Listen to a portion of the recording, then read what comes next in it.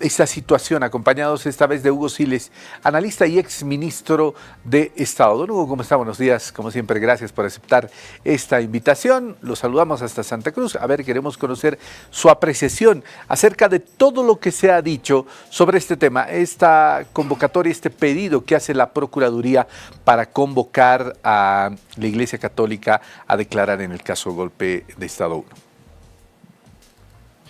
Buenos días, Jürgen. Un placer estar en RTP.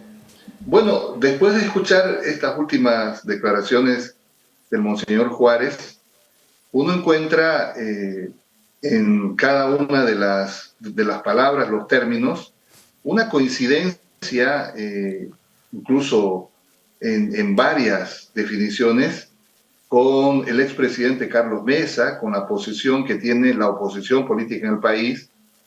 Y obviamente se sorprende uno al saber que la Iglesia Católica, por lo menos los altos miembros de la Iglesia Católica, han definido una posición sobre este tema, sabiendo perfectamente de que en el mundo, Irgen, en el mundo entero, cuando las Fuerzas Armadas de un país, la policía, le piden la renuncia al presidente constitucional, técnicamente es golpe de Estado.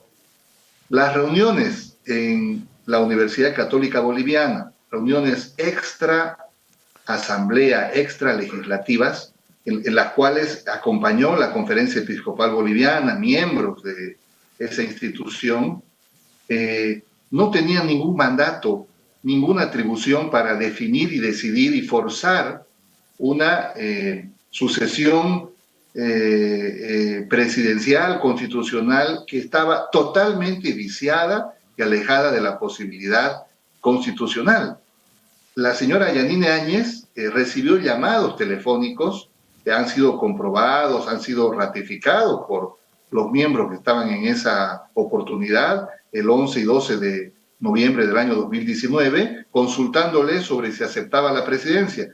El expresidente Jorge Quiroga Ramírez hacía llamados telefónicos al comandante de la Fuerza Aérea para autorizar el ingreso y la salida del avión mexicano de la Fuerza Aérea.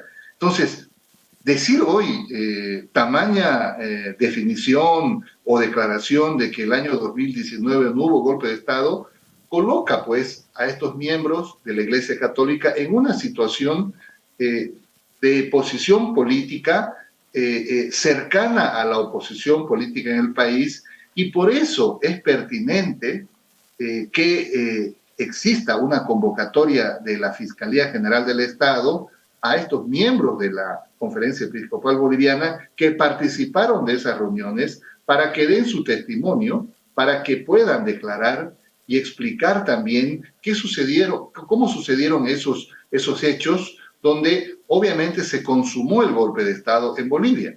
Lo otro sobre el fraude electoral, él incluso utiliza el mismo término, fraude monumental, cuando se conoce perfectamente que más de 12 instituciones académicas internacionales han hecho cruce de información, de informes respectivos, y se sabe perfectamente que el complot y la conspiración de la OEA, obviamente que tuvo un efecto que fue utilizado por la oposición para poder declarar esto del fraude electoral.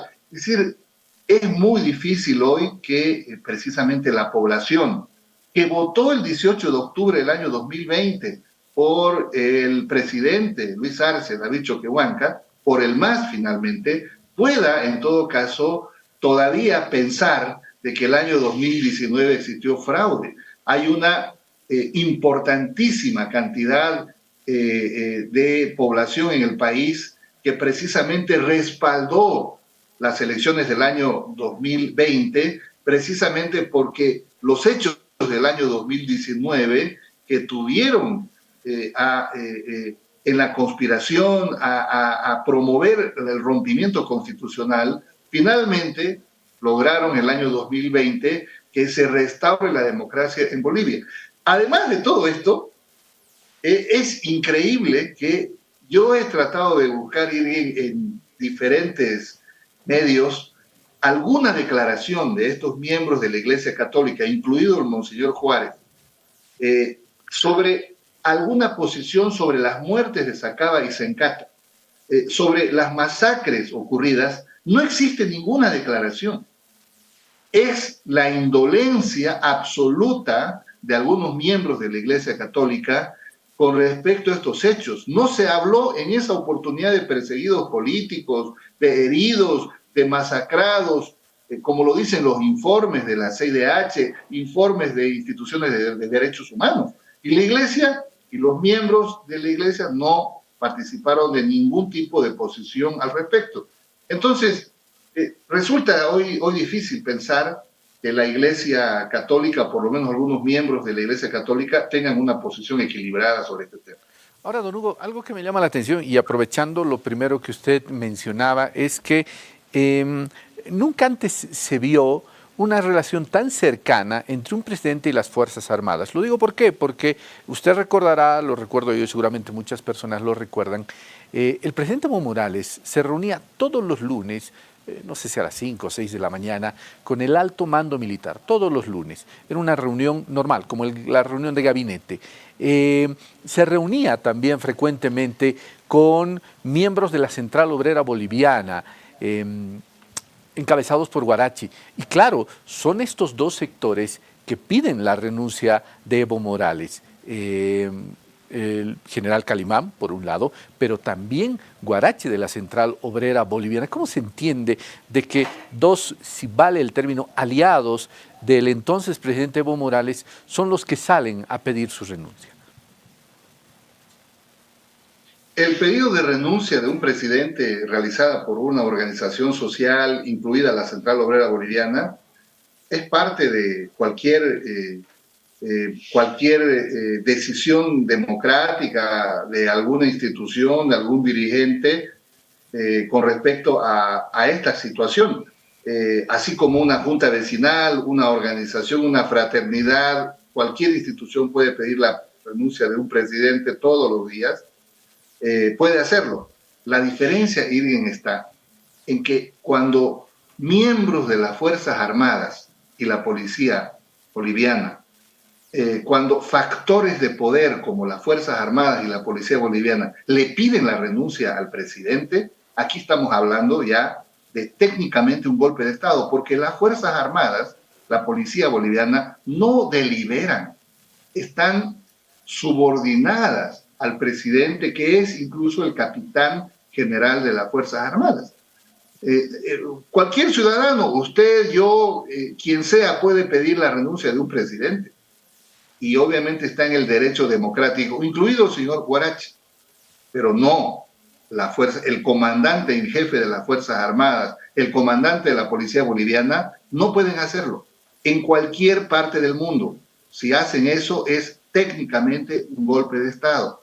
Eso es imposible que hoy pueda eso pasar desapercibido. Lamentablemente, cuando uno sigue la narrativa que algunos diputados de la oposición tienen y hablan y eluden y no hablan de este tema, es porque obviamente hay una posición interesada. Las Fuerzas Armadas no pueden, bajo ningún aspecto, desobedecer y pedir, peor, la renuncia de su capitán general. Está en la Constitución. Por ello, hay los elementos suficientes como para poder establecer y definir que técnicamente y legalmente hubo un golpe de Estado en Bolivia el año 2019. Bien, don Hugo, quiero agradecerle como siempre la gentileza de haber aceptado esta entrevista. Le envío un fraternal abrazo hasta Santa Cruz. Gracias, Irving, por la oportunidad. Buenos días. Bueno, gracias a Hugo Siles, que ha conversado con nosotros. Él es analista y exministro de Estado. Vamos a irnos hasta la ciudad del Alto para hablar justamente